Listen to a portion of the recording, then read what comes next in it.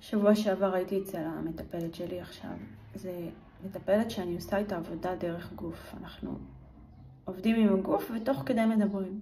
לאורך כל המפגש היו רק פתרונות. תעשי ככה ותעשי ככה ותבקשי סליחה מההוא ולכי תפרסמי את עצמך ותתחילי מחר לעבוד פה ושם. כל הגוף שלי התכווץ. הרגשתי בתוך חוויה של טיפול. זה אמור להיות המקום הכי בטוח בעולם בשבילי. וזה הופך להיות שנייה מקום שאין לי רגע אחד לשים בו את הכאב שלי. זה נורא הכעיס אותי, ממש הכעיס אותי. אני עכשיו בטיפול, למה את נותנת לי פתרונות? אני לא צריכה את הפתרונות שאת נותנת לי כמטפלת. אני יודעת למצוא לעצמי את הפתרונות. לא באתי אלייך בשביל למצוא פתרונות. באתי אלייך בשביל לחוות את הרגשות הקשים שלי, בשביל להצליח לעבור דרכם ולייצר שם ריפוי. למה את מייעצת לי עכשיו מיליון עצות?